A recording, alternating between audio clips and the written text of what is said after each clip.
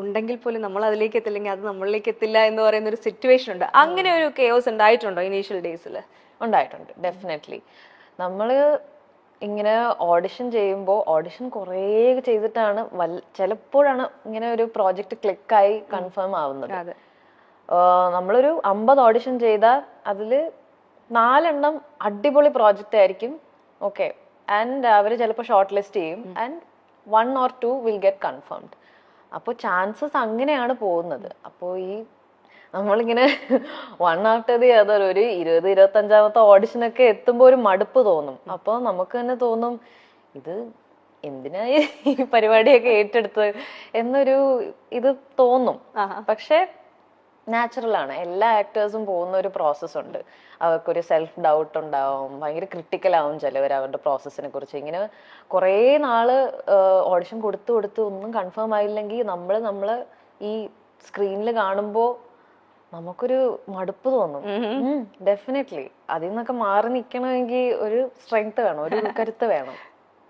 ഇപ്പം നമ്മൾ എന്താ പറയുക, ഒരു അഭിനയം എന്ന് പറയുന്നത് എല്ലാവരെയും കൊണ്ട് പറ്റുന്നൊരു കാര്യമല്ല. പക്ഷെ നമ്മൾക്ക് അതിനുള്ളൊരു ടാലന്റ് ഉണ്ട്, കോൺഫിഡൻസ് ഉണ്ട്. പക്ഷെ നമ്മളത് എത്തിക്കേണ്ട ഒരു സ്ഥലത്തേക്ക് എത്തിക്കുക എന്ന് പറയുന്നത് ഈ ഓഡീഷൻസിലൂടെയാണ് നമുക്ക് അവസരങ്ങൾ കിട്ടുന്നത്. പക്ഷെ ശരിക്കും പറഞ്ഞാൽ ഓഡീഷനിൽ നമ്മുടെ ടാലന്റ് നമുക്ക് ഫുള്ളി ഷോക്കേസ് ചെയ്യാൻ പറ്റാറുണ്ടോ, അല്ലെങ്കിൽ അതിനുള്ള അവസരം കിട്ടാറുണ്ടോ?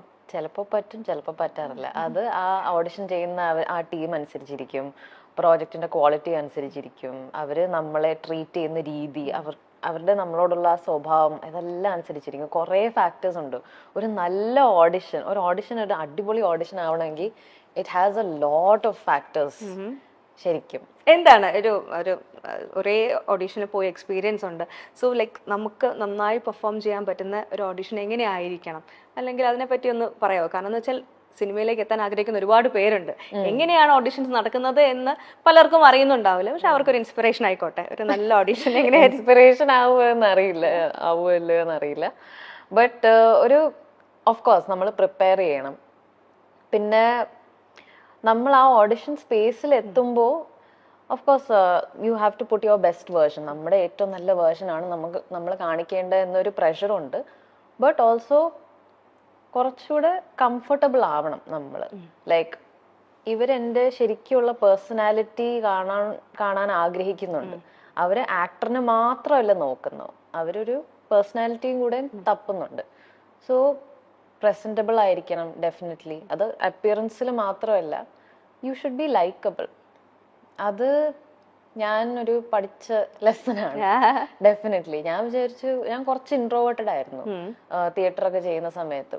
കാരണം തിയേറ്ററിൽ സ്റ്റേജ് കയറുമ്പോൾ വേറൊരാളാണ്, സ്റ്റേജ് ഇറങ്ങിയ ഓക്കെ ടാറ്റ ബൈ ബൈ, അതായിരുന്നു എന്റെ സ്വഭാവം. പക്ഷെ അത് മാറിയത് ഓഡിഷനിലൂടെയാണ് ഡെഫിനറ്റ്ലി. അപ്പോ ബി മോർ ഒബ്സർവന്റ് ഓൾസോ ഡെഫിനറ്റ്ലി. അത് ആൾക്കാർ നമ്മളെ എങ്ങനെയാണ് ജഡ്ജ് ചെയ്യുന്നത് നമുക്ക് പറയാൻ പറ്റില്ലല്ലോ.